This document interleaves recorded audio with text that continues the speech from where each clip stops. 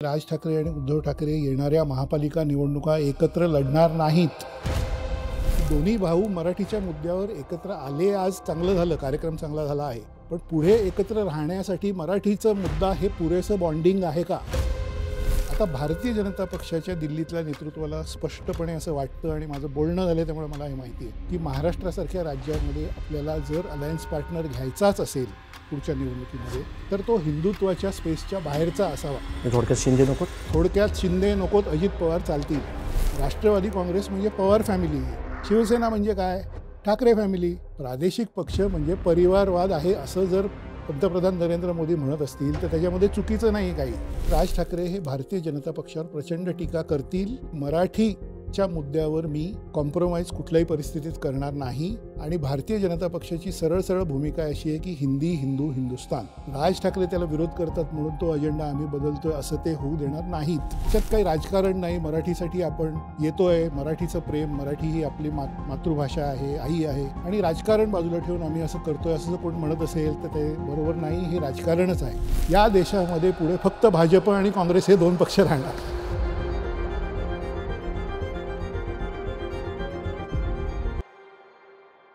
नमस्कार, बोलबिडू चर्चामध्ये आपलं स्वागत. महाराष्ट्राच्या राजकारणामध्ये मध्यंतरी बराच काळ जे एक साचलेपण आलं होतं किंवा मळब दाटलं असं म्हणतो, ते थोडंसं दूर होणारी, मरगळ दूर होणारी घटना घडली.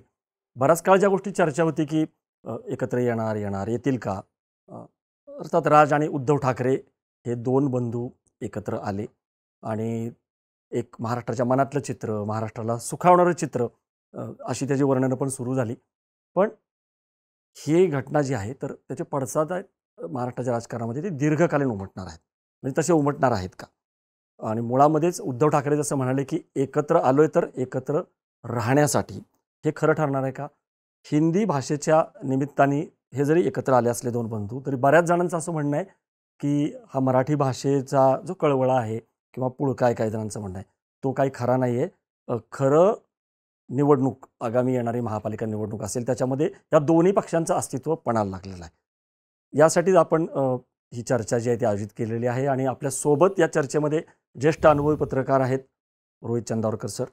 तर त्यांचं स्वागत आहे सुरुवातीलाच. आणि ठाकरे बंधूंच्या एकत्र येण्यापासून आपण सुरुवात करतोय चर्चेची, पण महाराष्ट्राचं दीर्घकालीन राजकारण, त्याची दिशा नेमकी तर काय असणार आहे पुढच्या काळामध्ये, पुढच्या 20-25 वर्षामध्ये साधारणतः राजकारण हे कुठल्या दिशेनं जाईल, अशी आपल्याला ॲक्च्युली चर्चा करायची आहे.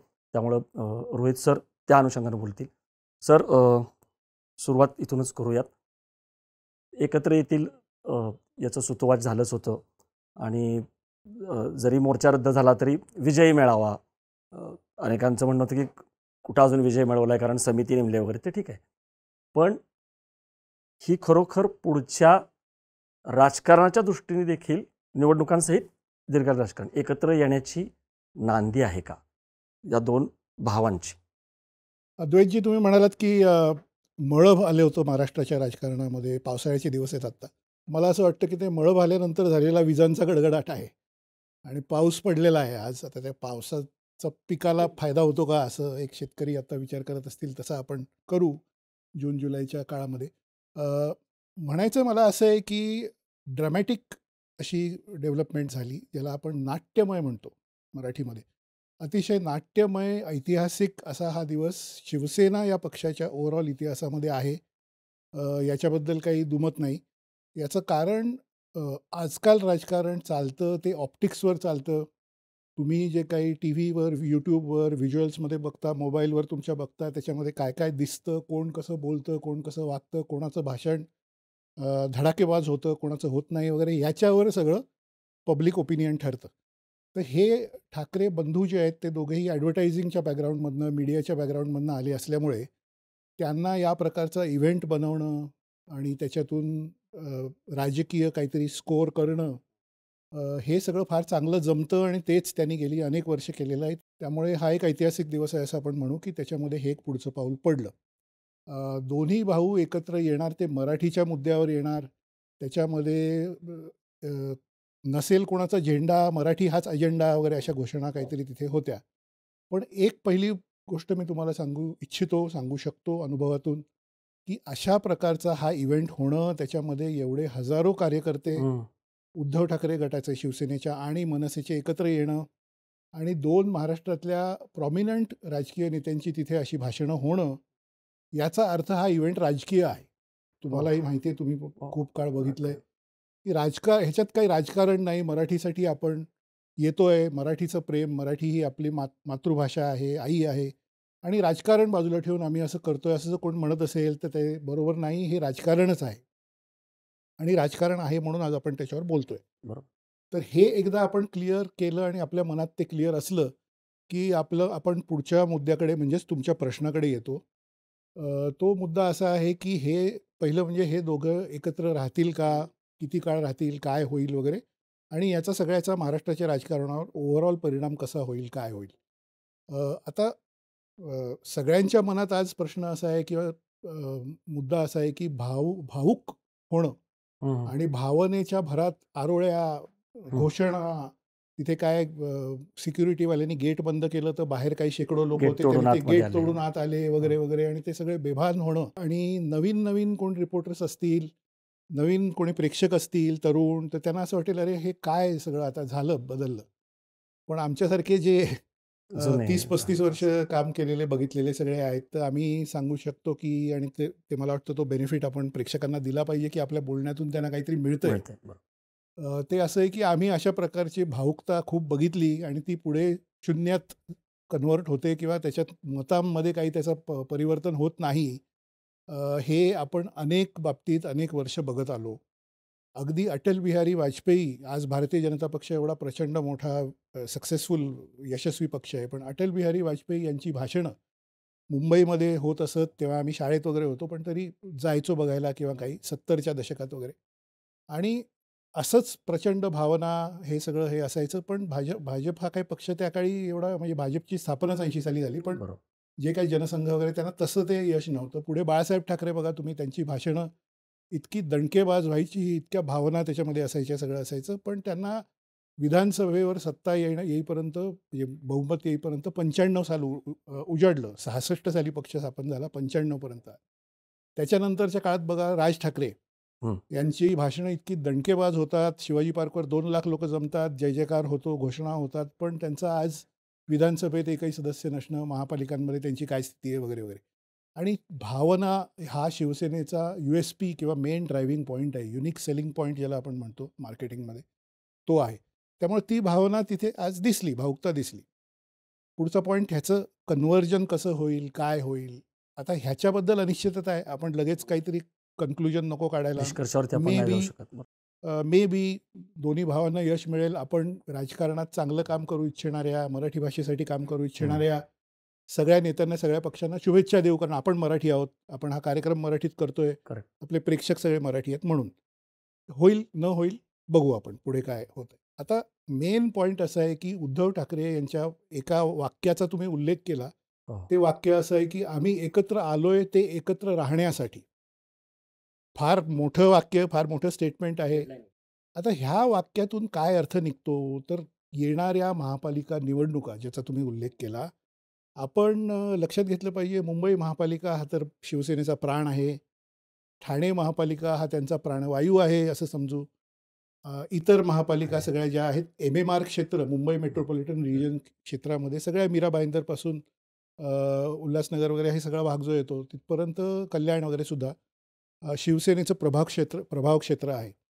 त्याच्यामध्ये यश आणि त्याच्यामध्ये सत्ता येणं हे शिवसेनेसाठी म्हणजे उद्धव ठाकरे यांच्यासाठी डू ऑर डाय असं इंग्लिशमध्ये ज्याला म्हटलं जातं, तशी ती लढाई आहे, निकराची लढाई आहे. अशा परिस्थितीमध्ये त्यांनी आपल्या भावासमोर मैत्रीचा हात पुढे करणं आणि असं म्हणणं की एकत्र आलो ते एकत्र राहण्यासाठी, याच्यातून असं दिसतं की राजकीय अपरिहार्यता आहे. दोन्ही बाजूनी राजकीय अपरिहार्यता आहे. पहिला निष्कर्ष, पॉईंट नंबर 1.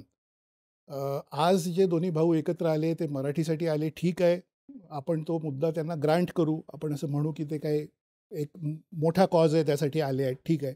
पण त्याच्यानंतर लगेच काय येतंय, तर ते राजकीय मुद्दा येतोय. कारण निवडणुकीच्या 4 महिन्याआधी हे झालंय आणि तसा येतो म्हटल्यावरच ते दिसते की राजकीय अपरिहार्यता आहे. आज विधानसभेत 10 आमदार घेऊन उद्धव ठाकरे 20 आमदार घेऊन उद्धव ठाकरे उभे आहेत. शरद पवारांचे फक्त 10, उद्धव ठाकरे यांचे 20 अशी स्थिती आहे. हा आकडा फार कमी आहे. मुंबई महापालिका सध्या अस्तित्वात नाही, म्हणजे नगरसेवक अस्तित्वात नाहीत, त्यामुळे प्रशासक तिथे नेमलेला आहे. अशा परिस्थितीत महापालिकेत त्यांची सत्ता म्हणावं तशी नाही आहे. म्हणजे ती मागच्या निवडणुकीत त्यांच्याकडे सत्ता होती, ती 22मध्ये जेव्हा टर्म संपली त्याच्यानंतर जे काय झालं त्याच्यामुळे आता ती सत्ता नाही. त्यामुळे विधानसभेतही आकडा अगदी कमी, महापालिकेतही सत्ता नाही.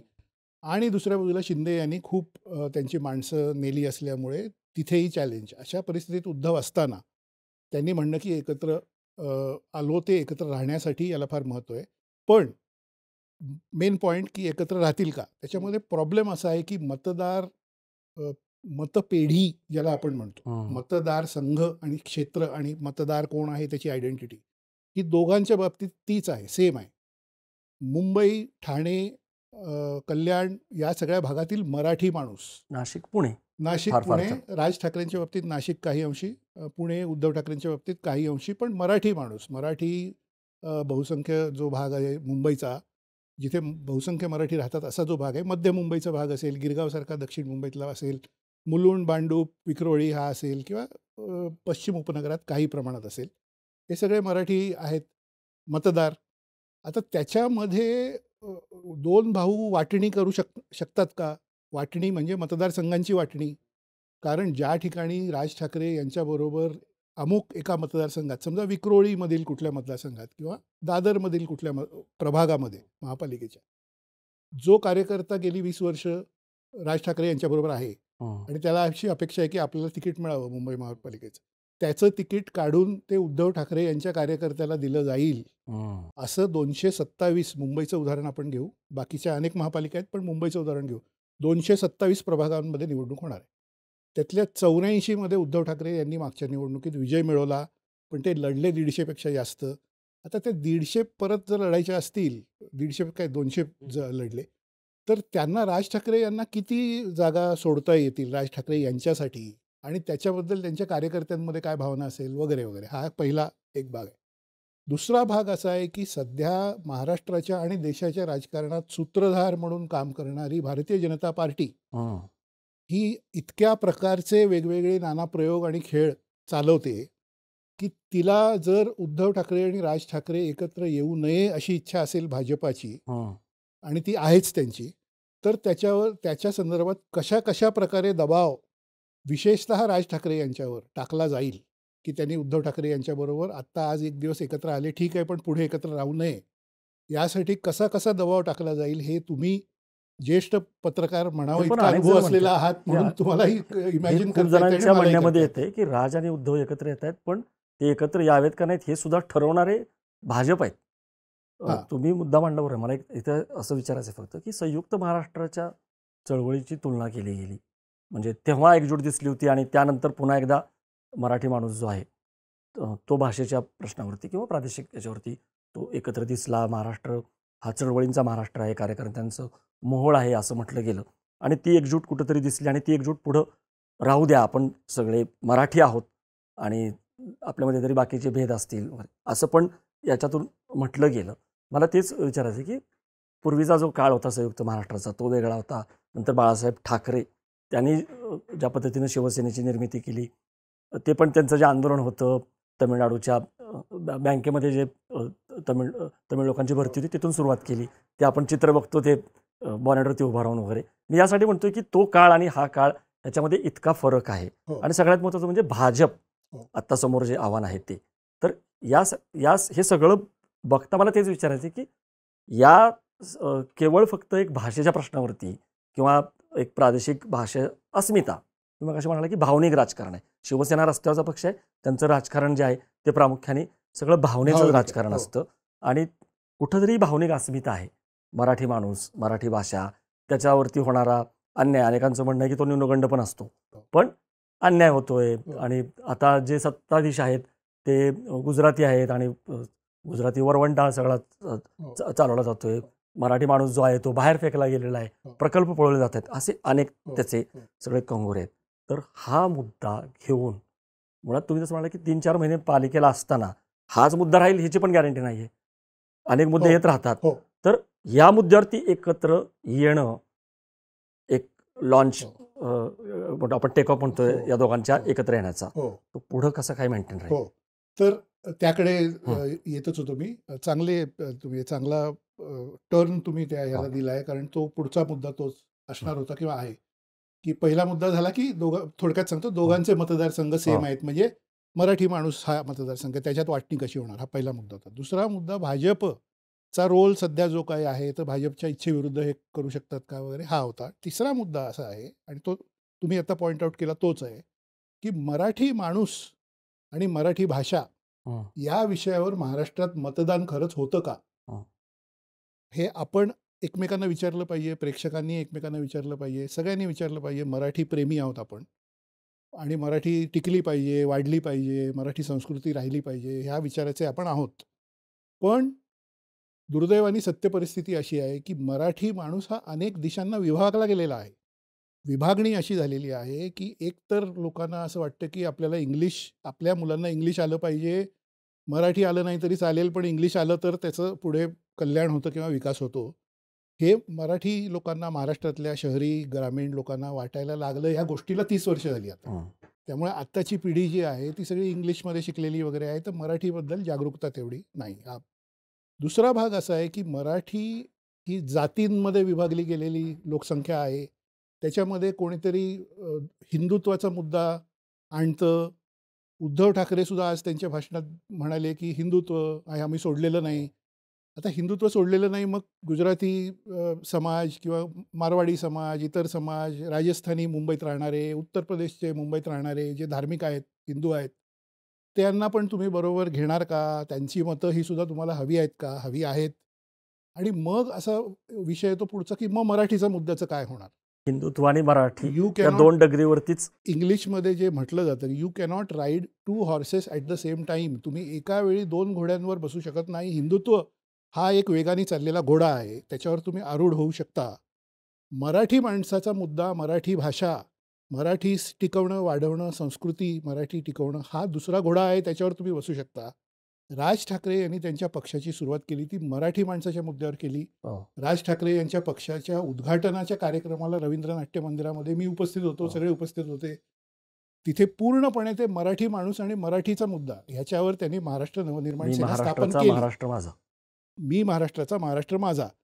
10 वर्षांनी अशी परिस्थिती आली, 12 वर्षांनी, 13 वर्षांनी अशी परिस्थिती आली की ते हिंदुत्वाकडे वळले, आणि ते असं म्हणू लागले, आत्ता गेल्या 5 वर्षात म्हणू लागले की मशिदीवरचे भोंगे काढले पाहिजेत, किंवा हनुमान चालिसा, किंवा ते भगविशाल घालून त्यांनी आरती करणं वगैरे हे सगळं केलं. म्हणजे त्यांना लक्षात आलं, राज ठाकरे यांना 15 वर्ष पक्ष काढून झाली होती 5 वर्षापूर्वी, ते आता 19 झाली आहेत, 4 वर्षापूर्वीची गोष्ट.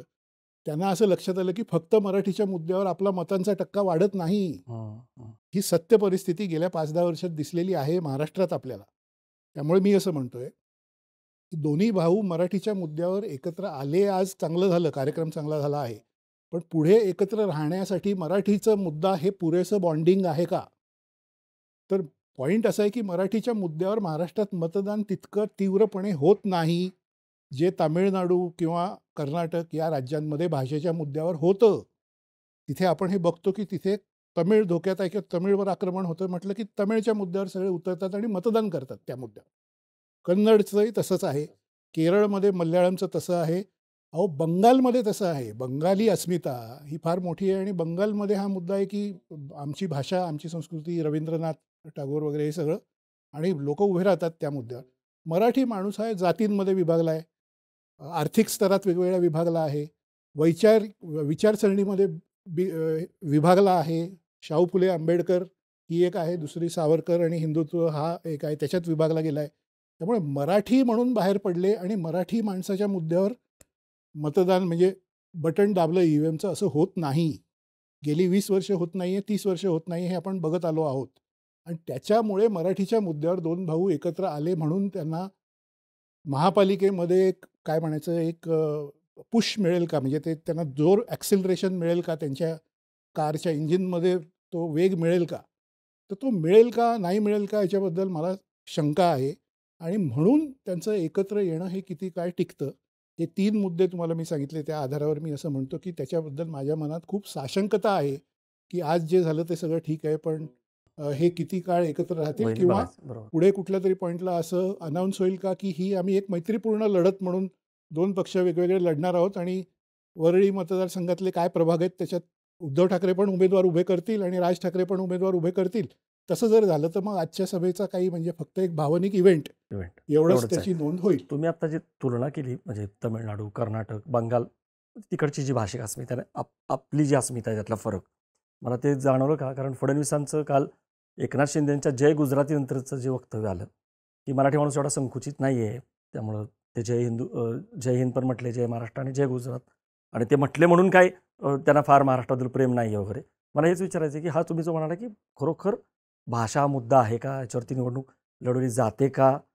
तुम्हाला असं म्हणायचं आहे की हा फक्त काही भागापुरताच मुद्दा आहे? म्हणजे राज ठाकरेंचं जे अपील आहे मुंबई, ठाणे, नाशिक, पुणे, औरंगाबाद थोडंसं, त्याच्या पलीकडं जो पूर्ण महाराष्ट्र आहे तिथं हा मुद्दाच नाही आहे? हां, चांगला पॉईंट. आता हे बघा, मी एक असा लेख लिहिला काही दिवसापूर्वी, हं. फ्री प्रेस जर्नल मुंबईचा पेपर आहे त्याच्यामध्ये. त्याच्यात मी हे एक आर्ग्युमेंट मांडलं आहे आणि त्याचं मी तुम्हाला हे सांगतो ते कशासाठी तसं मांडलं आहे की मराठीच्या मुद्द्यावर भावनिक हे सगळं होतं. म्हणजे लोक आंदोलनासाठी येतील किंवा घोषणा देतील किंवा काहीतरी एक निवेदनांवर सह्या करतील, काहीतरी फेसबुकवर लिहितील वगैरे, हे सगळं ठीक आहे. मतदानाची वेळ येते तेव्हा ते कन्व्हर्ट होत नाही. याचं कारण मला असं दिसतंय की मुंबई, पुणे, ठाणे, नागपूर, कोल्हापूर, सोलापूर, छत्रपती संभाजीनगर, नाशिक ही सगळी शहरं तुम्ही बघा. महाराष्ट्र हे औद्योगिक राज्य आहे, बरोबर. हो. औद्योगिकरण झालेलं राज्य आहे. हं. या राज्यामध्ये प्रचंड नोकऱ्या अवेलेबल आहेत.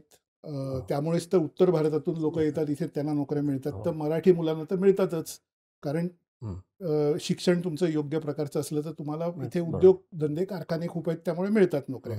आता उद्योगधंदे, कारखाने, शहरी, ज्या शहरांची मी नावं घेतली, इथे राहणारे जे नागरिक आहेत, जी लोकसंख्या आहे, त्यांना या नोकऱ्या मिळवण्यासाठी आपल्याला इंग्लिश आलं पाहिजे हे माहिती आहे. म्हणजे पालकांना माहिती आहे की आपल्या मुलांना इंग्लिश आलं पाहिजे आणि इंग्लिश शिकणं, इंग्लिशची शिकवणी लावणं, इंग्लिशवर खर्च करणं, म्हणजे ते पुस्तकं, त्याचं हे यावर फोकस आहे, त्याच्यावर हे आहे, लक्ष आहे.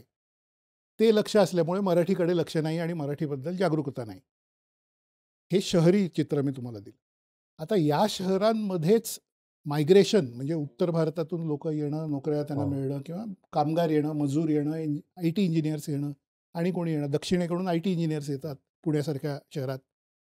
हे या शहरांमध्ये सुरू आहे आणि तिथे हा भाषेचा मुद्दा येतोय, बरोबर, की आपली भाषा मराठी धोक्यात आहे, परप्रांतीय आले आहेत, अमुक आहे तमुक आहे.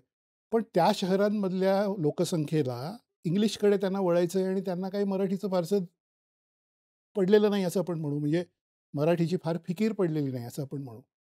आता ग्रामीण भाग आपण बघू. ग्रामीण भागामध्ये मराठी धोक्यात आहे अशी भावनाच नाही ना. तिथले प्रश्नच वेगळे आहेत. तिथले वेगळे जगण्याचा जगण्या प्रश्न मरण्याचे आहे प्रश्न ना. आहेत तिथं. बरोबर. त्यामुळे तिथे काही कोणी हिंदी बोलत नाहीये, तिथे सगळे मराठीच बोलतायत.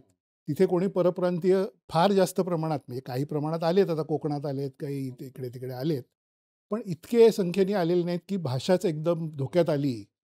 ग्रामीण भागात महाराष्ट्राच्या कुठल्याही मराठवाड्यातला भाग बघा, विदर्भ बघा, दक्षिण महाराष्ट्र, सोलापूर वगैरे हे जिल्हे बघा, उत्तर महाराष्ट्र बघा, ग्रामीण भागामध्ये काही मराठी भाषेला धोका आहे असं स्पिरिट नाही आहे. आणि लोक मराठीत बोलत आहेत. 2-4% माणसं असतील जी हिंदीत बोलत आहेत, तर लोक व्यापाऱ्यांशी हिंदीमध्ये बोलत आहेत. तो काही संघर्षाचा मुद्दा नाही, कारण बाकीचे संघर्ष खूप आहेत, बरोबर. त्यामुळे थोडक्यात असं की शहरी भागात सुद्धा मराठीबद्दल काही फार जागरूकता नाही आणि ग्रामीण भागात मराठी धोक्यात आहे अशी भावना नाही. आता शहरी आणि ग्रामीण दोन्ही भागात जर मराठीबद्दल ही परिस्थिती असेल, तर मराठीचा झेंडा चालवणाऱ्या पक्षाचं काय होणार पुढे, हे आपण मनसेच्या पर्सेंटेज जे आलेलं आहे 1.5% मतदानाचं, त्याच्यावरून बघतोच आहोत. म्हणजे मी जे बोलतोय त्याला पूरक पुरावा बाहेर तुम्हाला दाखवतोच आहे मी. महाराष्ट्र नवनिर्माण सेनेचे 13 आमदार पहिल्या निवडणुकीत त्यांनी निवडून आणले. 2009च्या इलेक्शनमध्ये 13 आमदार आले. आज 2024 6 महिन्यापूर्वी झालेल्या, 7 महिन्यापूर्वी झालेल्या निवडणुकीत मनसेचा एकही आमदार निवडून आलेला नाही आणि मराठीचा झेंडा सर्वात जास्त घेऊन कोण चालत असेल तर मनसे चालत आहे. त्यामुळे मी जे आर्ग्युमेंट करतोय त्याला हे पूरक असा पुरावा आहे की मराठीचा मुद्दा महाराष्ट्रात चालत नाही मतदानात. आता हा मुद्दा चालत नसेल तर मग हिंदुत्वाकडे वळणं, जे की खुद्द बाळासाहेब ठाकरे यांनी 1966 मध्ये 19 जून या दिवशी शिवाजी पार्क, शिवतीर्थ इथे मराठी माणसावरचा अन्याय आणि मराठीचा मुद्दा ह्यावर शिवसेना स्थापन केली. तो पक्ष आज एवढा मोठा झाला, महाराष्ट्रभर पसरला वगैरे. पण 1988-1989 मध्ये खुद्द बाळासाहेबांना हिंदुत्वाची धुरा खांद्यावर घेत आहोत. हिंदू हृदय सम्राट. हिंदू हृदय सम्राट असं मराठीचा मुद्दा हे नाही म्हटलं तरी सेकंडरी झाला ना. राम मंदिराचं त्यावेळी हे होतं, अडवाणींची रथयात्रा निघालेली होती, सबंध देशात स्पिरिट होतं की हे हिंदू वगैरे असं. आणि प्रमोद महाजन यांनी बाळासाहेब ठाकरे यांना असं पटवून दिलं, अनेक मीटिंग्स त्यांच्या होत असत, की तुम्ही फक्त मराठी मराठी म्हणत राहिलात तर तुमचं काही विधानसभेत एवढं हे येणार नाही, तुम्ही आपलं मुंबई महापालिकेपुरता राहाल, तर आपण हे हिंदुत्व हा विषय घेतला पाहिजे, तो देशव्यापी आहे. महाराष्ट्रातही तुम्हाला त्याचं हे मिळेल. आणि 95 मध्ये शिवसेना भाजपचं सरकार पहिल्यांदा महाराष्ट्रात आलं. 89 मध्ये हिंदुत्वाचा मुद्दा शिवसेनेने घेतला आणि 95ला सरकार आलं त्यांचं. म्हणजे थोडक्यात शिवसेनेने जे हिंदुत्वाकडे वाटचाल सुरू केली त्याचे सक्सेस रिझल्ट त्यांना मिळाले 5-6 वर्षात. हेच उद्धव ठाकरे यांनी केलं ना पुढे. त्यांनी सुद्धा हिंदुत्व हे केलं आणि तेच राज ठाकरेंनी सुद्धा केलं. त्याच्यामुळे आत्ता हे बघा, आपल्याला आपली विचारसरणी काही असो, एक पॉईंट सांगून मी या नॅरेशनमध्ये थांबतो. आपली विचारसरणी काय आहे हा मुद्दा नाही. आपण पत्रकार म्हणून सगळ्या पक्षांकडे इक्वल नजरेने बघतोय, काय चाललंय हे आपण ऑब्झर्व करतोय आणि त्याच्या बेसिसवर आपण ॲनालिसिस देतोय. आपल्याला आवडो किंवा न आवडो, एक हिंदुत्वाची लाट आणण्यात आणि त्याच्यात यश मिळवण्यात भारतीय जनता पक्षाला 100% यश मिळालेलं आहे. आज बाकीचे सगळे प्रॉब्लेम बाजूला काही असले, काही महागाई, बेरोजगारी, इतर काही अनेक ते आहेत, ते पूर्ण संपलेले नाहीत. अशा परिस्थितीत सुद्धा या देशातले बरेचसे अनेक टक्के असं म्हणू आपण लोक हे केवळ हिंदुत्व या मुद्द्यावर भाजपला आम्ही समर्थन देणार, कारण हिंदुत्व धोक्यात आहे असं मानतात. मोदी लाट महापालिकेमध्ये बघितला, महापालिकेमध्ये सुद्धा म्हणजे मोदींच्या काही नावावरती बाकीचं हे असो, पण हिंदुत्व म्हणजे राम मंदिर झालं आहे, काश्मीरमधलं 370 कलम हटलं आहे, अमुक आहे तमुक आहे, हे जे हिंदुत्वाच्या संबंधातले मुद्दे आहेत त्याच्यावर इम्प्रेस होऊन असे करोडो मतदार आहेत की जे भारतीय जनता पक्षाला मतं देत आहेत. महाराष्ट्रात देत आहेत, गुजरातमध्ये देत आहेत, मध्य प्रदेशात देत आहेत, उत्तर प्रदेशात देत आहेत, दक्षिण भारत वगळला तर जवळपास सगळीकडे ते देत आहेत.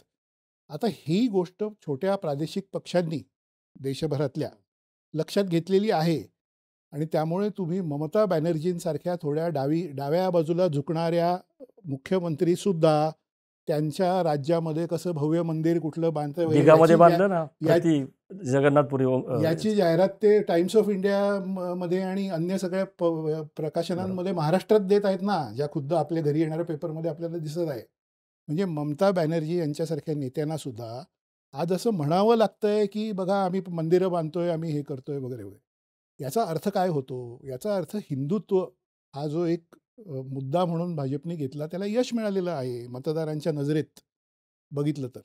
आता मराठी विरुद्ध हिंदुत्व, राज ठाकरे, उद्धव ठाकरे मराठीच्या मुद्द्यावर उभे राहणार आणि त्यांच्या विरोधात कोण असेल ते जर एकत्र आले, उद्धव ठाकरे हे भाजपचे विरोधक आहेत, राज ठाकरे जर त्यांच्याबरोबर राहिले, एकत्र राहिले, तर त्यांचे विरोधक महापालिका निवडणुकांमध्ये कोण आहेत? भाजप. त्यामुळे लढाई, राजकीय लढाई मतदानामधली ही मराठीचा मुद्दा विरुद्ध हिंदुत्व अशी असेल.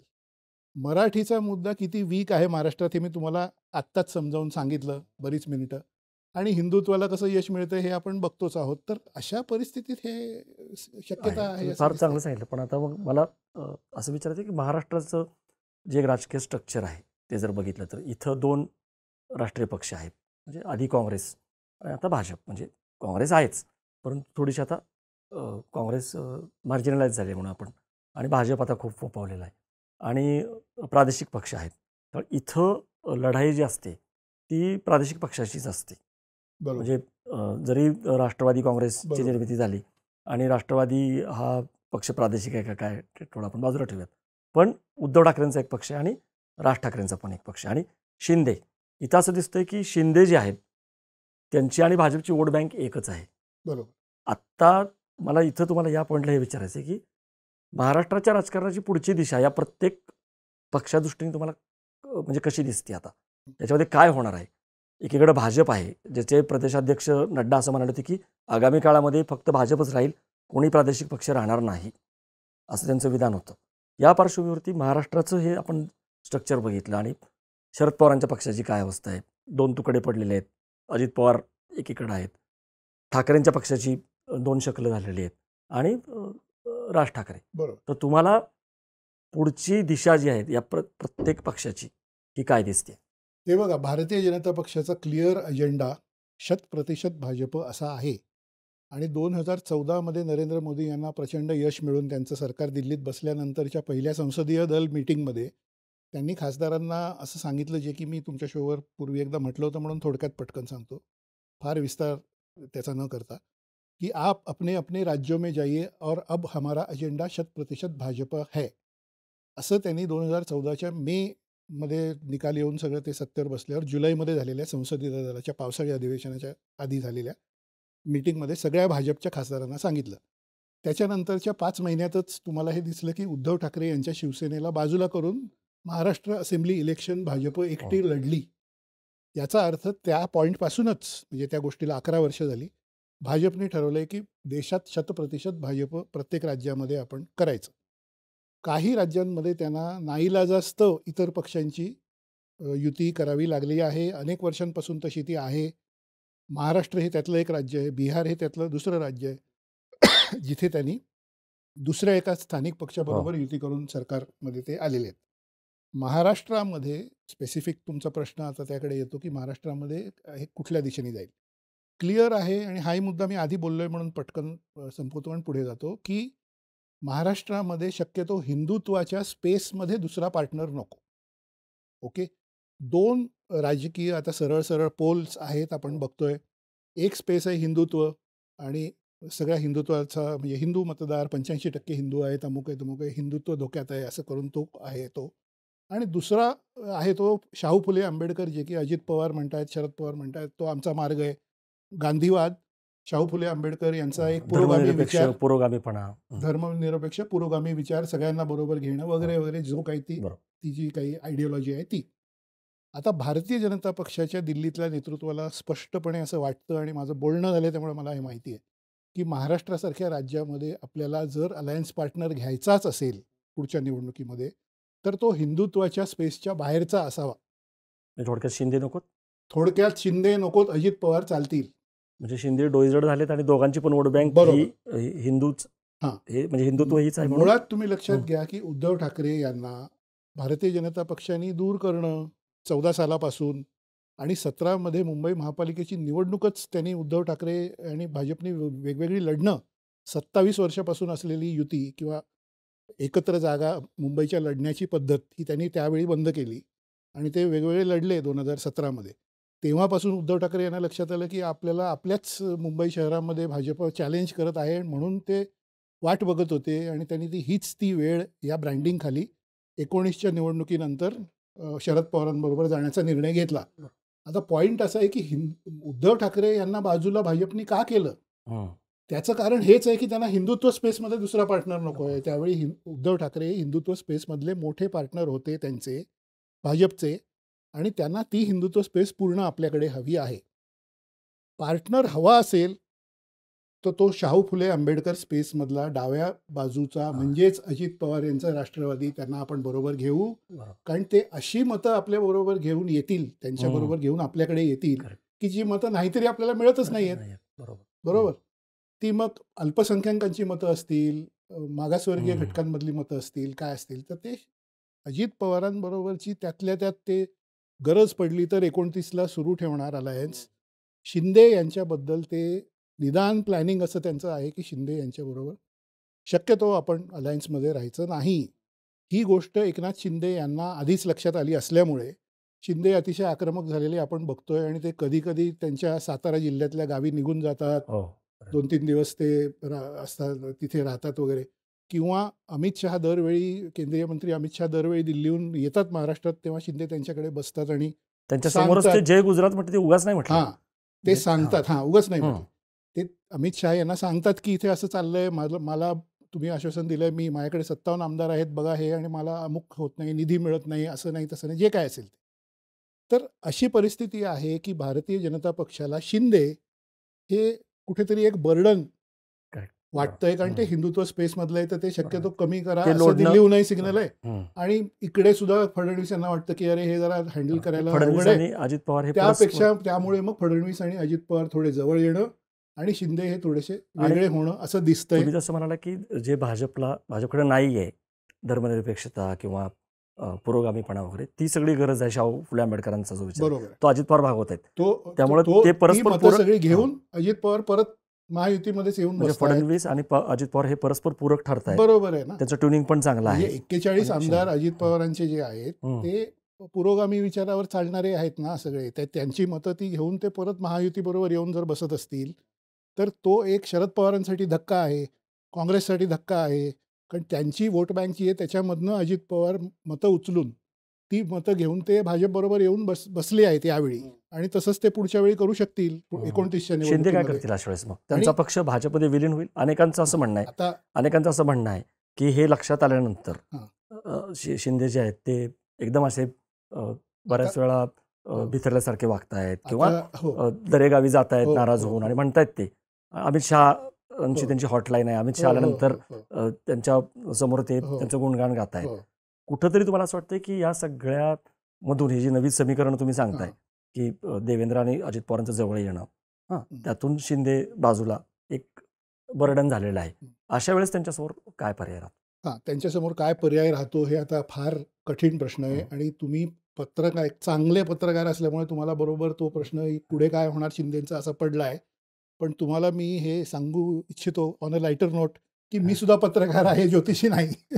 पण आपण एक वेध घेऊ शकतो, आपण शक्यतांचा वेध घेऊ शकतो. तर मला असं वाटतं की शिंदे सध्या तरी आहे त्या परिस्थितीत महापालिका निवडणुकीत काय होतं हे बघतील, जुळवून घेतील. आपण 6 महिन्यापर्यंत बघू. 6 महिने पुढेपर्यंत काय होतं याचा एक आपण अंदाज आपल्या अनुभवाच्या आधारावर आपण देत असतो तसा देऊ. की सगळ्यांसाठी वेट अँड वॉच काय आहे अद्वैतजी, की महापालिका निवडणूक ही टेस्ट आहे, लिटमस टेस्ट आहे. बरोबर. ह्याच्यामध्ये आपण वेगळे लढलो तर काय होईल, एकत्र येऊन लढलो तर काय होईल. मग काही ठिकाणी मैत्रीपूर्ण लढत करू. पुण्यात अजित पवारांचा पक्ष आणि भाजप. आता मुरलीधर मोहोळ भाजपचे एवढे खंबीर नेते आणि अजित पवार हे शेजारी काल बसले होते पुण्यातल्या कार्यक्रमामध्ये आणि ते एकमेकांबरोबर हसत वगैरे होते आणि काहीतरी ते संवाद. हे तुम्ही इमॅजिन केलं असतं का 2 वर्षापूर्वी 3 वर्षापूर्वी? कदाचित 4 महिन्यानंतर ते समोरासमोर असतील निवडणुकीमध्ये महापालिकेच्या, काय माहिती. म्हणजे आपण पुण्याचं राजकारण जवळून बघतोय. गेली 20 वर्ष राष्ट्रवादी काँग्रेस स्थापन झाल्यापासून 25 वर्ष 99 पासून पुणे शहर, पुणे जिल्ह्यामध्ये कट्टर वैरी कोण आहेत तर ते भाजप आणि राष्ट्रवादी काँग्रेस. पुण्यातल्या प्रत्येक संस्था, शैक्षणिक संस्था, सहकारी संस्था, बँका काय असतील, काय सहकारी बँका, सगळ्या ठिकाणी भाजपची एक हे सॉलिड हे आणि समोर कोण तर शरद पवार, अजित पवार यांची अशी परिस्थिती होती, आहे अजूनही. आज अशी परिस्थिती दिसते तुम्हाला की भाजपचे पुण्यातले सर्वात प्रॉमिनंट नेते आपण म्हणू त्यांना केंद्रीय मंत्रिमंडळात ते आहेत, मुरलीधर मोहोळ. आणि राष्ट्रवादी काँग्रेसचे अध्यक्ष आता निवडणूक आयोगाच्या निर्णयानुसार ते NCP अध्यक्ष अजित पवार हे शेजारी बसून ते हास्य विनोद वगैरे त्यांचे सुरू होते. तर पुणे शहराचा महापालिका निवडणुकीत कोणी कुठे उमेदवार उभे करायचे ह्याच्यात भाजप आणि अजित पवार यांचे काय करणार आहेत हे सांगा मला तुम्ही. मला असं दिसतं की they have no option but to say की माझे एवढे कार्यकर्ते आहेत, मला ह्या सगळ्या सीट आहेत, मला उभं केलं पाहिजे. ते कार्यकर्ते माझ्यासाठी 15 वर्षापासून काम करत आहेत. तर मग आपण असं करू की मैत्रीपूर्ण लढत करू. म्हणजे जो मुद्दा उद्धव आणि राजचा येणार जागा वाटपाच्या वेळेस तोच इकडे मुद्दा येऊ शकतो. म्हणजे इथे आपण मैत्रीपूर्ण लढत करू. अमुक शहर आहे तिथे, नाशिक शहर आहे समजा, तिथे भाजप जास्त प्रबळ आहे, अजित पवारांचा विषय आहे ना. भाजप म्हणेल की नाशिकमध्ये जास्त जागा तुम्ही आमच्यासाठी सोडा. मुंबईमध्ये अजित पवारांचं फारसं काही हे नाही आहे. तर सॉरी, नाशिकमध्ये अजित पवारांचं जास्त प्रबळ आहे, छगन भुजबळ आणि बाकीचं. ते म्हणतील की तुम्ही थोड्या आमच्यासाठी सोडा. मुंबईमध्ये अजित पवारांचं नाही आहे विशेष प्रबळ, तर भाजप म्हणेल मुंबईमध्ये आम्ही जास्त घेतो आणि अजित पवारांची आपलं जमतं आहे सगळीकडे, असं ते काहीतरी त्यातनं होईल, असा माझा अंदाज आहे. बरोबर. आता हे सगळं अंदाज आणि हे होईल वगैरे हे सगळं ठीक आहे, पण ह्याच्यातनं रिझल्ट काय येणार ते महत्त्वाचं. म्हणून मी म्हणतो की लिटमस टेस्ट ह्या ज्या महापालिका आहेत 16, 17, 18 ज्या काय निघतील निवडणुकांसाठी, आणि जिल्हा परिषदा महाराष्ट्रातल्या 36 पैकी मला वाटतं माझ्या अंदाजानुसार 27 25 ते 27 असतील, काय जे असेल, फिगर महत्त्वाची नाही. हं. खूप जिल्हा परिषदा, पंचायत समित्या वगैरे सगळं. ह्याची सगळ्याची ती निवडणूक आहे. नोव्हेंबरमध्ये होईल, डिसेंबरमध्ये होईल, जे काय असेल. 4 महिने, 5 महिने. ह्या निवडणुकीमध्ये हे सगळं कॉम्बिनेशन आपण जे करतोय, त्यातून एक टेस्ट अशी होईल, की कुठल्या कार्यकर्त्याचं कुठे वजन आहे, कुठला नेता कुठे जास्त पॉवरफुल आहे, भाजपबरोबर गेला म्हणून त्याच्या मतदारांमध्ये चलबिचल होऊन तो पडतोय का? का सक्सेसफुल होतोय? काय होतंय, काय नाही? हे सगळं खूप नीट बघितलं जाईल. आणि तुमच्या प्रश्नाकडे मग मी येऊ शकतो, की मग शिंदे काय करतील? हा तुमचा मूळ प्रश्न होता. शिंदेंसमोर काय ऑप्शन आहे? शिंदेंचं काय होईल? शिंदे काय करतील? हे जे सगळे प्रश्न आहेत, पुढच्या 3 वर्षात काय करतील? 29ला काय हो. करतील? तोपर्यंत काय होईल? हं. या सगळ्याची उत्तरं ह्या महापालिका, जिल्हा परिषदांचे निकाल जे काही येतील, बरोबर. त्याच्यामध्ये आहेत. त्याच्यामध्ये बरोबर. आता मला या ठिकाणी दुसरे 2 महत्त्वाचे नेते म्हणजे उद्धव ठाकरे आणि शरद पवार यांच्याबद्दल पण विचारायचं आहे. कारण जसं म्हणतो की काही फेररचना घडते का या सगळ्या घुसळणीमध्ये? महाराष्ट्रामध्ये दीर्घकालीन राजकारणाचा आपण विचार करतोय. जसं आपण मगाशी चर्चा केली की कसं देवेंद्र आणि अजित यांचं परस्पर पूरक आहे. शिंदे कसे बर्डन ठरतायत. याच्यामध्ये आता शरद पवार. शरद पवारांच्या अलीकडं जी सगळी एक अजित पवारांनी गोची करून ठेवलेली आहे.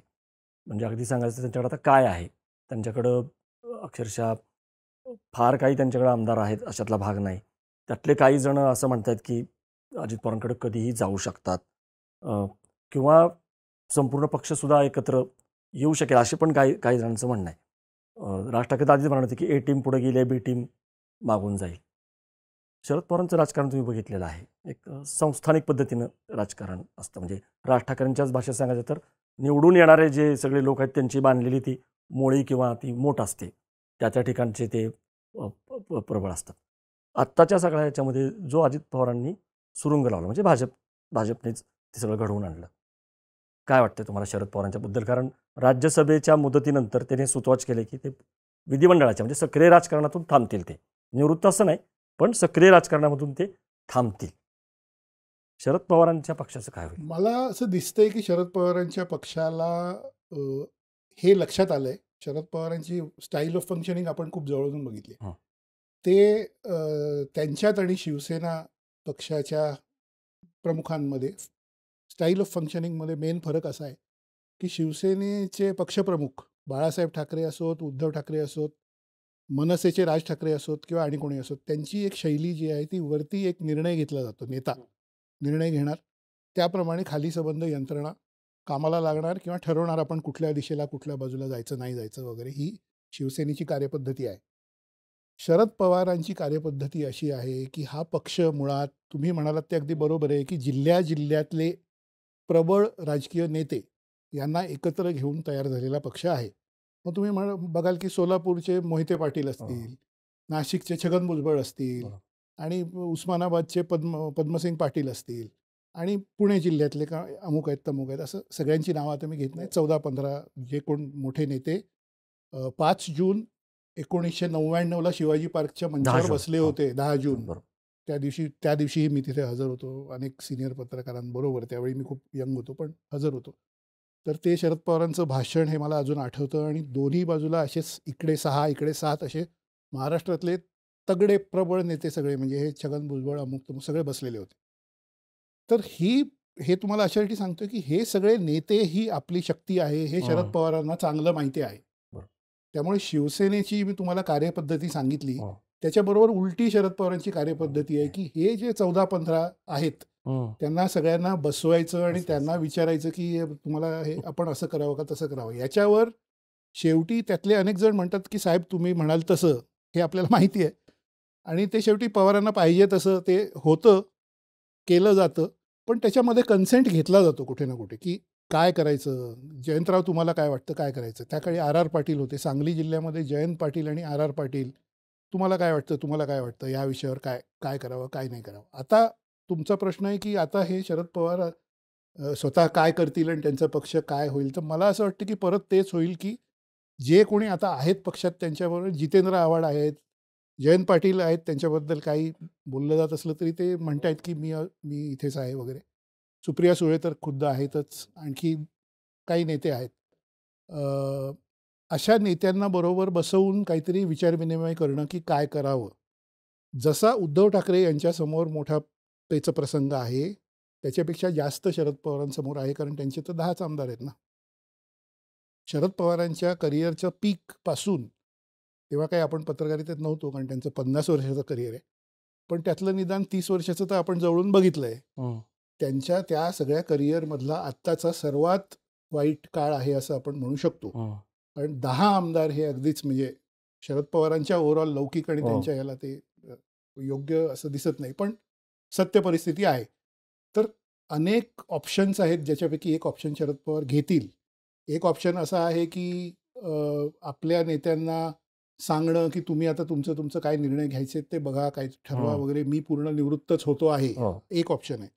दुसरा ऑप्शन असा आहे की अलायन्स पार्टनर्सपैकी कोणाबरोबर तरी जास्त, म्हणजे काँग्रेसच्या बाजूला असेल किंवा अजित पवारांच्या बाजूला असेल, जास्त एक जुळवणं काहीतरी गोष्टी आणि संघर्ष नको असं करणं. तर कळलेली माहिती अशी आहे की निदान शरद पवार आणि अजित पवार यांच्या कुटुंबामध्ये संघर्ष नको, म्हणजे कौटुंबिक पातळीवर पूर्वीसारखेच जिव्हाळ्याचे संबंध राहावे आणि राजकीय क्षेत्रामध्ये सुद्धा एकमेकांवर आरोप प्रत्यारोप आणि हे पब्लिक ह्याच्यात करू नये, इथपर्यंत अलीकडच्या काळात थोडे डेव्हलपमेंट झालेली आहे. याच्यात एक अँगल असा आहे की पुणे जिल्ह्यातल्या म्हणा, पश्चिम महाराष्ट्रातल्या म्हणा, अनेक ज्या संस्था आहेत, उदाहरणार्थ वसंतदादा शुगर इन्स्टिट्यूटसारखी संस्था आहे किंवा अनेक संस्था आहेत, त्याच्यामध्ये दोघेही ॲक्टिव्ह आहेत. तिकडे ज्या निवडणुका होतात त्याच्यामध्ये काही साखर कारखाने वेगवेगळे आहेत. तिथे आता माळेगावचं परवा तुम्ही बघितलं, तर त्या ठिकाणी असा उघड संघर्ष आणि मग त्याचा फायदा तिसऱ्या कोणाला तरी मिळणं वगैरे असं टाळावं, इथपर्यंत तर ते आले आहेत असं समजलं राष्ट्रवादीमधल्या काही लोकांकडनं. म्हणजे एकमेकांवर आरोप प्रत्यारोप वगैरे असं नको किंवा एकमेकांविरोधात कारवाया असं नको. प्रत्यक्ष पब्लिकच्या समोर एकत्र येणं आणि अनाऊन्स करणं की आम्ही दोघे आता परत एकत्र, म्हणजे दोन्ही पक्ष परत एकत्र येतात, असं होईल का? Frankly I don't know. म्हणजे खरं आपण इथे खरंच बोलतोय सगळं, तर हेही सांगायला हरकत नाही. आपल्याला माहीत नाही हे होईल का नाही होईल. राज ठाकरे यांच्याकडे माहिती असते, बऱ्यापैकी माहिती असते. ते जर म्हणत असतील की आधी एक टीम गेलेली आहे, दुसरी नंतर जाणार आहे वगैरे, तर काय आय डोंट नो. खरं सांगायचं तर यावर मला माहिती नाही की असं ठरलं आहे का किंवा काय. पण असं दिसतंय की शरद पवार थोडेसे शांत राहण्याकडे झुकत आहेत किंवा थोडेसे ॲक्टिव्ह याच्यातून थोडंसं आपण मागे राहावं थोडं, आणि आता हे पुढच्या पिढीकडे सोपवावं. कारण त्यांनी स्पष्ट म्हटलंच की याबद्दल काय निर्णय आहेत, हे अनेकांचे प्रश्न काय काय आहेत, त्याच्याबद्दल काय निर्णय आहेत, त्याचे निर्णय सुप्रिया सुळे घेतील, असं खुद्द शरद पवारांनी ऑन रेकॉर्ड म्हटलेलं आहे. नाही, पण इंटरेस्टिंगली कसं की म्हणजे सर्व पर्याय खुले आहेत आणि राजकारणामध्ये कोणी अस्पृश्य नाही, ही त्यांची 2 वाक्य असतात सतत. ते आत्ता म्हटले की भाजप बरोबर जाणार नाही आम्ही, किंवा भाजपबरोबर जे जातील त्यांना आम्ही जवळ पण करणार नाही.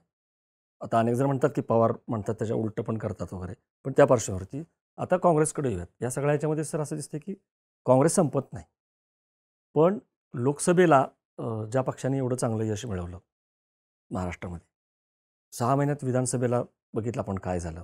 आणि अनेक जण असं म्हणाले की त्यावेळेस तहातच हारले काँग्रेस, म्हणजे त्यांच्या वाट्याला जेवढ्या जागा आल्या आणि जी तिकीट वगैरे दिली वगैरे.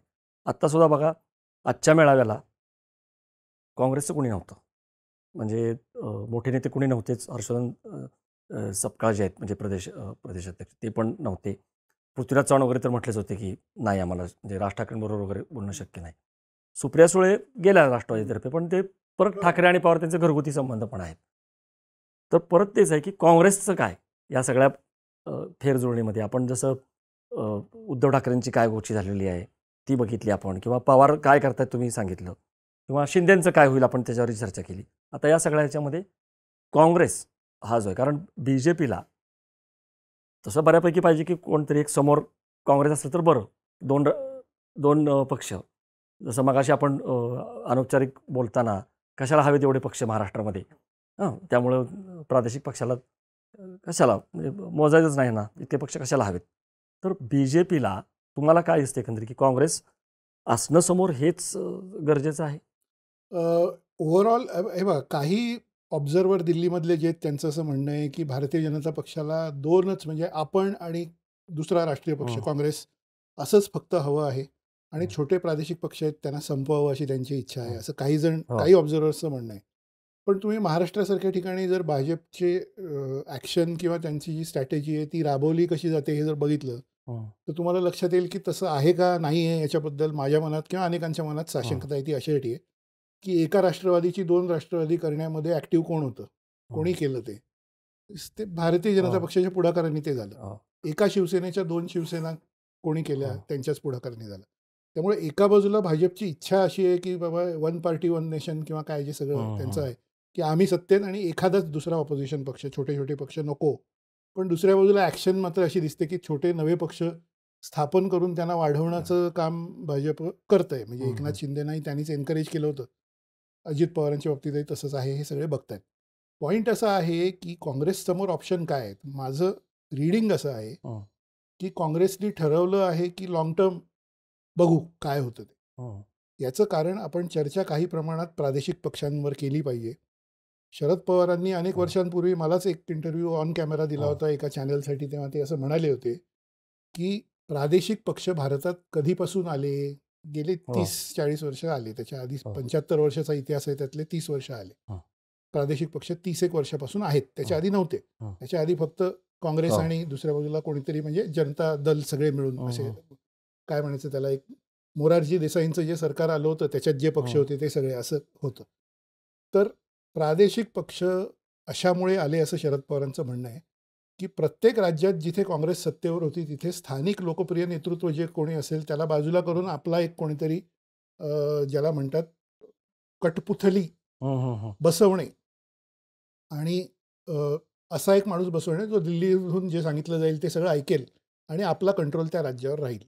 तर शरद पवारांनी खुद्द असं सांगितलं होतं की ते स्वतः त्यांना स्वतःला असा अनुभव आला, इंदिरा गांधींबरोबर असेल, राजीव गांधींबरोबर असेल, की त्यांना सतत त्या साईडलाईन कसं करता येईल, त्यांचं महत्त्व कमी कसं करता येईल. ते जरी मुख्यमंत्री म्हणून बसले असले तरी राज्यातल्या इतर काँग्रेस नेत्यांना जास्त बळ देऊन सतत अस्थिर ठेवलं जाण्याचं फिलिंग त्यांना येत होतं. आणि शेवटी एका पॉईंटला असं झालं की त्यांना दिल्लीत काय हे होतं, महत्त्वाकांक्षा होती, तर त्याच्यातनं काही थोडं हे होऊन ते त्यांना काढण्यात आलं. ते स्वतःहून बाहेर पडले नाहीत, तर त्यांना पक्षातून काढण्यात आलं. मग त्यांनी स्वतःचा पक्ष स्थापन केला, राष्ट्रवादी काँग्रेस. ते असं म्हणाले की ममता बॅनर्जी यांच्याही बाबतीत तसंच झालं. त्या काँग्रेसच्या नेत्या होत्या, पण त्यांना बंगालमध्ये त्या वाढतायत तर प्रियरंजन दास मुंशी आणि ममता बॅनर्जी यांच्यामध्ये भांडणं लावणे वगैरे असं दिल्लीहून केलं जात होतं. ही इंदिरा गांधी यांची शैली होती, राजीव गांधी यांची शैली होती. राहुल गांधी यांची तशी शैली नाही आहे असं काही जण म्हणतायत. मला I don't have enough study, पुरेसा मी अभ्यास या विषयावर केला नाही की राहुल गांधी किंवा तसं बघितलेलं नाही जाऊन की राहुल गांधी यांची तशी शैली आहे का नाही आहे. कारण राहुल गांधी हे तुम्ही बघितलं तर त्यांची अखिलेश यांच्याबरोबर खूप चांगली जोडी जमली आहे. महाराष्ट्रामध्ये जे काही महत्त्वाचे निर्णय आहेत तर पवारजी से पूछ के निर्णय लेंगे असं ते महाराष्ट्रातल्या काँग्रेस नेत्यांना सांगतात. दक्षिणेच्या बाबतीतही तसंच आहे. केरळमध्ये असेल, अन्य ठिकाणी असेल, त्यांना लक्षात आलंय की आपल्याला जुळवून घ्यायला पाहिजे लोकांबरोबर. पण मुळात प्रादेशिक पक्ष स्थापन का झाले, यामुळे झाले की दिल्लीहून कंट्रोल होणे हे मला नको आहे. म्हणजे मी 35 वर्ष राजकारणात आहे. मी महाराष्ट्रातला एक सिनियर आमदार आहे, 4थी टर्म 5वी टर्म, आणि माझ्याबरोबर 40 आमदार आहेत. तर दिल्लीचं नेतृत्व मला सतत डावलतंय. मी काय करू शकतो? मी असं म्हणू शकतो की माझे 40 आमदार आणि मी म्हणून एक पक्ष काढतो माझा, आणि मग तो वाढला आणि त्याला सत्ता मिळाली तर तो प्रादेशिक पक्षाचा मुख्यमंत्री. हे आंध्र प्रदेशात झालं, तामिळनाडूमध्ये झालं, महाराष्ट्रात झालं, बंगालमध्ये झालं. प्रादेशिक पक्ष ही कन्सेप्ट त्यामुळे आली. आता सध्या बघा तुम्ही की सध्याच्या आपण प्रेझेंटमध्ये येऊ. हा सगळा इतिहास झाला. आत्ता दिल्लीच्या नेतृत्वाकडून दिल्लीतून कंट्रोल असंच आहे ना. म्हणजे मध्य प्रदेशच्या मुख्यमंत्रीपदी भाजपला बहुमत मिळाल्यावर कोण बसणार, तर जी नावं मीडियाने दिली होती त्यापैकी कोणीच नाही. कोणाला माहीत नसलेली एक व्यक्ती मुख्यमंत्री झाली. राजस्थानचंही तसंच झालं. हरियाणामध्येही पूर्वी खट्टर हे पहिल्या टर्मचे आमदार होते, त्याच्या आधी आमदार म्हणून निवडूनही आले नव्हते. त्यांना दिल्लीच्या नेतृत्वाने मुख्यमंत्री केलं. तर ती जी काँग्रेसची शैली होती तशा पद्धतीची शैली असल्यामुळे, इंदिरा गांधींच्या शैली तशी शैली असल्यामुळे म्हणजे त्या प्रकारची शैली की दिल्लीतून सगळं कंट्रोल, म्हणजे तो कंट्रोल राहतो आणि सगळे होत. त्याच्यात परत प्रादेशिक पक्षांना एक दुगदुगी मिळण्यासारखं ॲटमॉस्फिअर आहे. पण लिमिटेशन असं आहे, आणि ते अगदी स्पष्ट सगळ्यांना कळावं असं आहे साधं, की प्रादेशिक पक्ष इज इक्वल टू परिवारवाद. हं, हं. हे बरोबर. नरेंद्र मोदी पंतप्रधान आणि अमित शहा केंद्रीय गृहमंत्री त्यांच्या प्रत्येक भाषणामध्ये बोलतात. हो. आणि ते सत्य आहे बरोबर. की प्रादेशिक पक्ष आणि आमच्या राज्याची अस्मिता असं म्हणून जो जो प्रादेशिक पक्ष आलाय त्यातले हं, बहुसंख्य किंवा जवळजवळ सगळेच हं, हे एका कुठल्या तरी परिवाराचे पक्ष नाहीत का? हं, राष्ट्रवादी काँग्रेस म्हणजे पवार फॅमिली हं. असं आहे बरोबर. ना. सुप्रियाला मुख्यमंत्री करायचंय, हां, पवारांचं स्वप्न आहे. हां, आदित्य काही ठाकरेंना असेल ते. हे करायचंय, उद्धवचं म्हणजे स्वप्न आहे. अशी तुमचे भाषणं तुमचे मध्ये वाचक, येतात. तुमचे हं, प्रेक्षक हुशार हं, आहेत. मी काय म्हणतो त्यांना कळलं ते हं, सत्य आहे ना, हं, सगळ्यांना दिसतंच आहे ना. हं, राष्ट्रवादी काँग्रेस पक्ष म्हणजे कोण? शरद पवार अध्यक्ष, सुप्रिया सुळे हं, खासदार, अजित पवार उपमुख्यमंत्री, अ, हं. निवडणुकीला उभे राहणार आहेत रोहित पवार किंवा पवार प्रायव्हेट लिमिटेड म्हणजे असा आरोप जो अशा होता तो. अर्थाचं हं. भाजपचं ते जे जो म्हणणं आरोप. आहे ते हं, सत्य आहे ना. त्याला काय आपण कोणाच्या बाजूचे किंवा विरोधात नाही, हं. ते सत्य आहे ना. शिवसेना म्हणजे काय? ठाकरे फॅमिली ठाकरे. हं. असं आहे ना.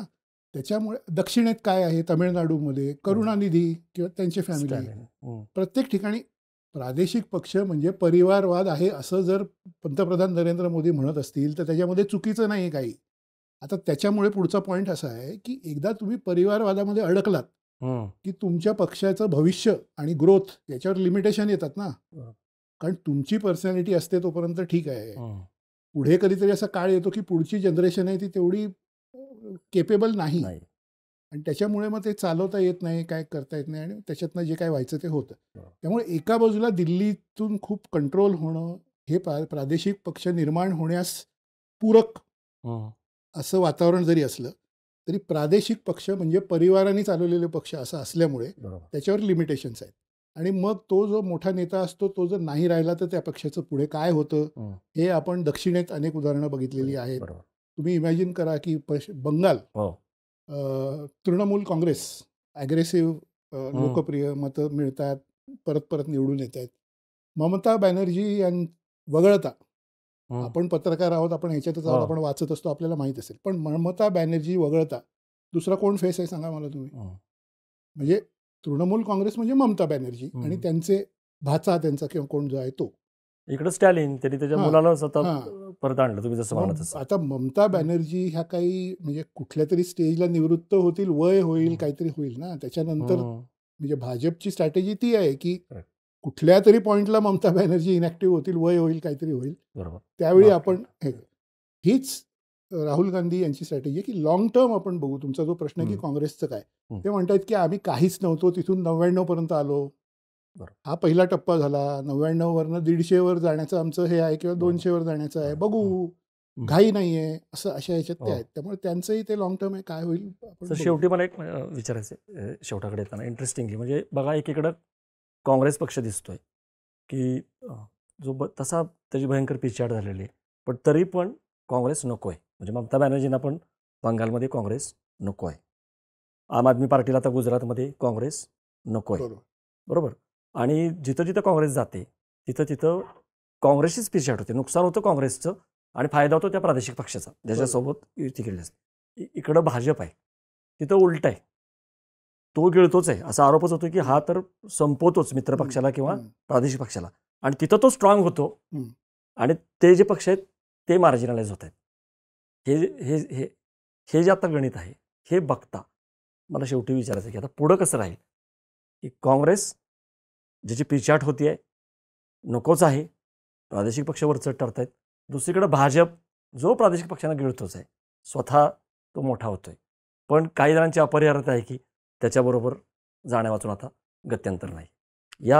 म्हणजे पुढचं राजकारण पूर्ण महाराष्ट्राचं आणि वेगवेगळ्या भागांचं. कारण निवडणूक आहेत. बिहारमध्ये निवडणूक आहे.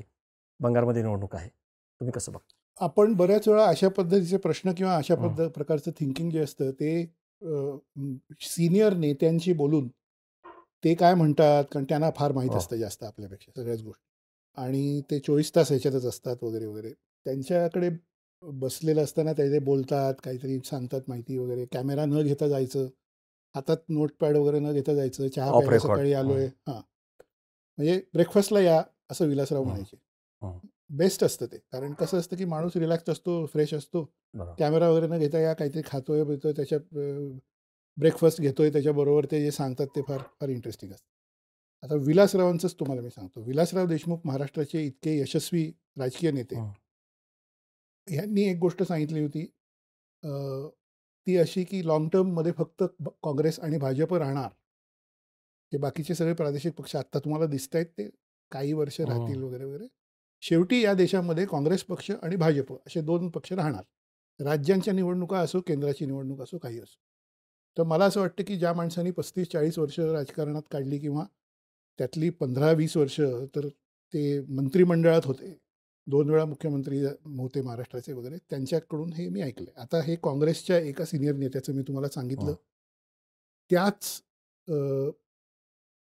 म्हणजे त्याच मराठवाड्यातल्या आणि विलासराव देशमुखांचे चांगले मित्र असलेल्या गोपीनाथ मुंडे यांनी एकदा आम्हाला चहासाठी बोलवलेलं होतं. आणि विलासराव आणि गोपीनाथराव यांची काय मैत्री होती तुम्हाला सगळं माहिती आहे.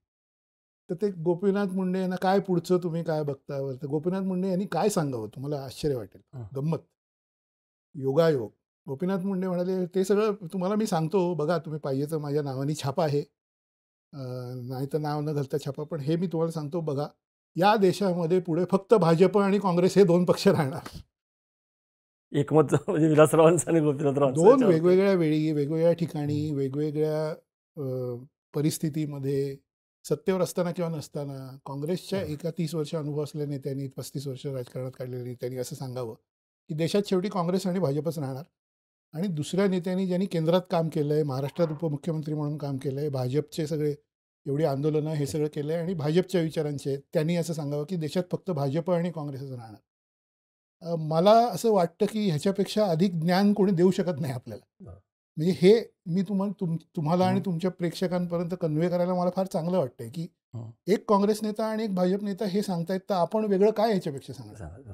म्हणजे हे त्या दोघांचा कलेक्टिव्ह एक्सपिरियन्स जर तुम्ही धरला तर तो 70 वर्षाचा असेल टोटल.